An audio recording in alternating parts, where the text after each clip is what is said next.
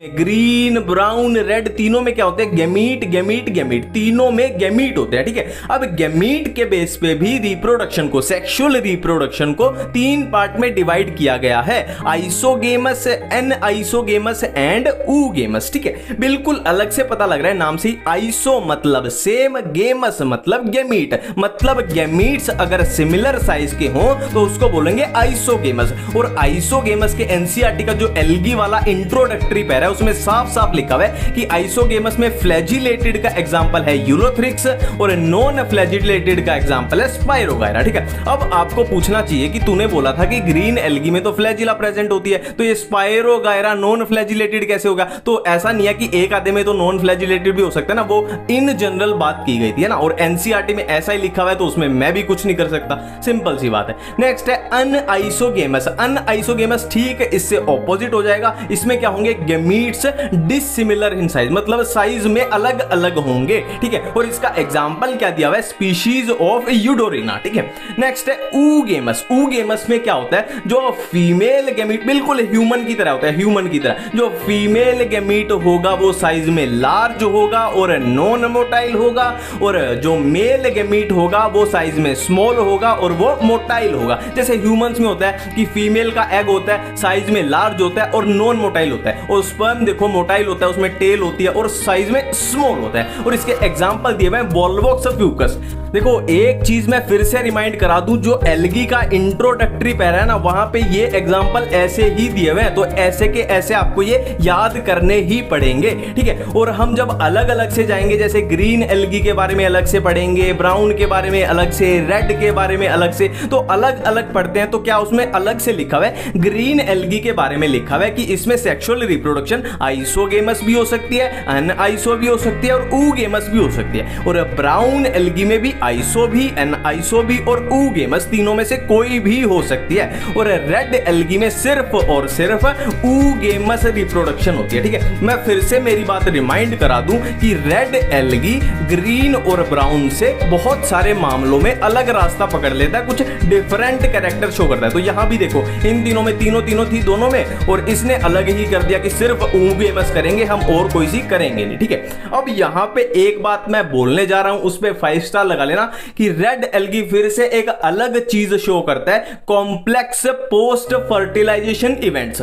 5 star 10 star 15 star लगा लेंगे। Red algae में कॉम्प्लेक्स पोस्ट फर्टिलाइजेशन इवेंट देखने को मिलते हैं। ठीक है, अब देखो, अब हम एल्गी को बारी बारी से कवर करेंगे। सबसे पहले green algae, then brown algae, then red algae. अब देखो ग्रीन एल्गी के बारे में जो भी कंफ्यूजन है, जो भी रिप्रोडक्शन और ये वो हम सब कुछ कर चुके हैं। अब जो भी याद करने वाली सिंपल सी चीजें बची वो देख लेते हैं। देखो ग्रीन एल्गी यूनिसेलुलर हो सकती है, कॉलोनियल या फिलामेंटस भी हो सकती है। नेक्स्ट बहुत इंपॉर्टेंट है कि ग्रीन एल्गी के क्लोरोप्लास्ट की शेप कैसी कैसी हो सकती है? डिस्कॉइड हो सकती है, प्लेट लाइक हो सकती है, रेटिकुलेट हो सकती है, कप शेप हो सकती है, स्पाइरल या रिबन शेप भी हो सकती है। अब यहां पे 5 स्टार 10 स्टार 20 स्टार लगा लेना। पाइरिनोइड बॉडी, ग्रीन एल्गी के क्लोरोप्लास्ट में पाइरिनोइड बॉडी होती है। P for pyrenoid, P for protein. Pyrenoid body एक प्रोटीन बॉडी होती है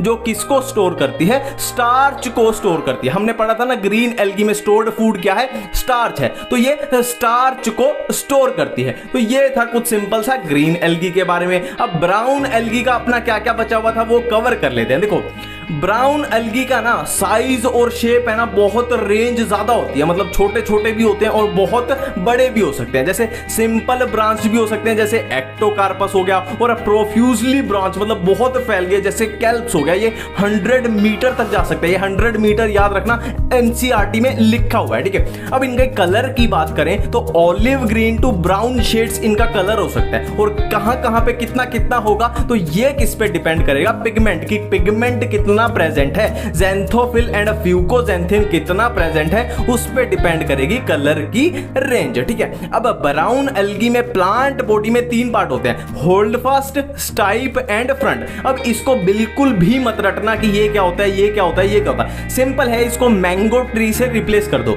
मैंगो ट्री से रिप्लेस कर दो। अब मैंगो ट्री में जो रूट्स होती हैं वो क्या हो जाएगी? Hold fast.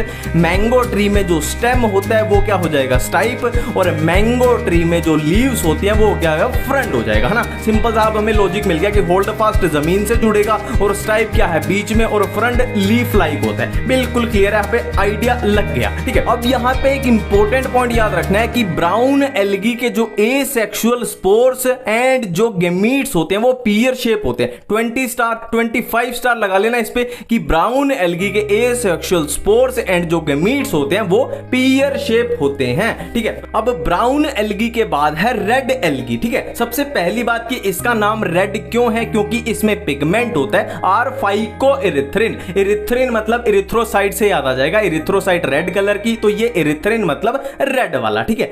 नेक्स्ट है कि ये बहुत गहराई में ग्रेट डेप्थ में पाया जाता है। ये क्वेश्चन पहले नीट में भी पूछा गया और बच्चे कंफ्यूज हो गए थे कि कौन सा है, रेड है ब्राउन है ना। सबसे ज्यादा गहराई में कौन सी एल्गी मिल सकती है, रेड एल्गी, क्लियर, इसको याद रखना है, ठीक है। नेक्स्ट है फ्लोरिडियन स्टार्च, ठीक है। इसका स्टोर्ड फूड क्या होता है, फ्लोरिडियन स्टार्च, हमने बात की थी ना, रेड कलर का फ्लावर फ्लोरिडियन स्टार्च। अब यहां पे एक लाइन लिखी गई है कि फ्लोरिडियन स्टार्च की जो स्ट्रक्चर होती है वो बिल्कुल सिमिलर होती है किसके, अमाइलोपेक्टिन एंड ग्लाइकोजन के बिल्कुल सिमिलर होती है। बिल्कुल क्लियर है एक एक पॉइंट। अब चलते हैं आगे।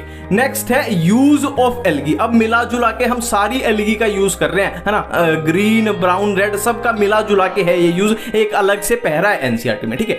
सबसे पहला use, half of the total CO2 fixation.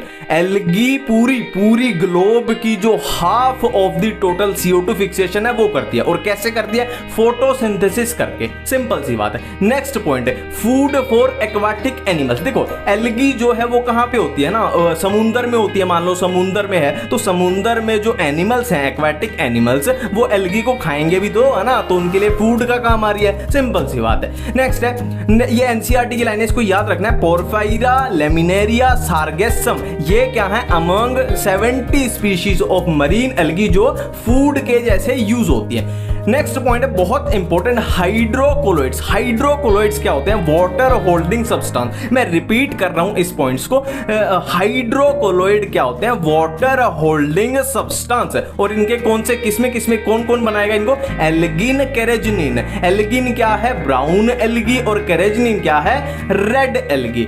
Next point है जेलिडियम एंड ग्रेसिलेरिया, ठीक है। जेलिडियम एंड ग्रेसिलेरिया जो एल्गी हैं वो किसकी प्रोडक्शन करती हैं, अगार की। वो अगार की प्रोडक्शन करेंगी, और इस अगार का यूज क्या होता है, ये यूज में आता है किसके, आइसक्रीम एंड जेलीज बनाने के। अब लास्ट है क्लोरेला। क्लोरेला क्या है, प्रोटीन रिच एल्गी है। क्लोरेला एक यूनिसेलुलर एल्गी होती है, प्रोटीन रिच एल्गी है, और इसका यूज कहां पे है, space traveller, food supplement bye space travellers. बिल्कुल क्लियर है एक एक पॉइंट, ठीक है। अब नेक्स्ट अगर लाइफ साइकिल की बात करें एल्गी की लाइफ साइकिल की बात करें तो सारी एल्गी की लाइफ साइकिल कैसी होती है, हैप्लोन्टिक। ये हमने पिछली पार्ट 1 में भी किया था, सारी एल्गी की लाइफ साइकिल होगी हैप्लोन्टिक। बस आपको डिप्लोन्टिक एक एल्गी याद रखनी है, फ्यूकस।